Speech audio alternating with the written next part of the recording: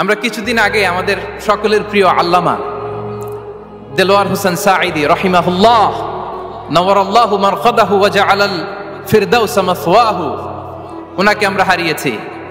আমি যখন ওনার শোক বার্তা নিয়ে ফেসবুকে স্ট্যাটাস লিখি, কমেন্টে আমি এই আয়াতটা লিখেছিলাম, আমি খুঁজে পাচ্ছি না যে আমি কি দিয়ে এটার উপমা দিব, কি দিয়ে ওনার বিদায়ের উপমা আমি জানাবো। আমি খুঁজে পাচ্ছিলাম না কোনো আয়াত, তখন এই আয়াতটা লিখে আমি উপমা দিয়েছি। আল্লাহু আকবার। গোটা বিশ্বের মানুষ কেঁদেছে, গোটা বিশ্বের মানুষ গায়েবানা জানাজা পড়েছে, গোটা বিশ্বের মানুষ ওনাকে অশ্রুসিক্ত বিদায় দিয়েছে। From north to the south, from east to the west, the entire globe, মিন মাশারিকিল আরদি ইলা মাগারিবিহা, অশ্রুসিক্ত বিদায় তিনি পেয়েছেন।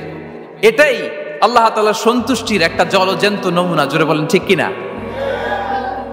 এর চেয়ে জলজ্যান্ত নমুনা আমার জীবদ্দশা আমি দেখিনি। এত মানুষের কান্না, কাবার গিলাফ ধরে কান্না,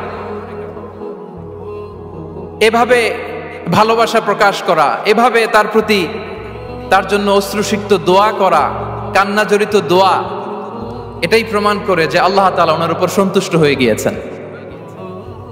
ওনার আর কি চাই? আমাদের আল্লাহর আর কি চাই? আর কিছুর দরকার নাই, ঠিক কিনা?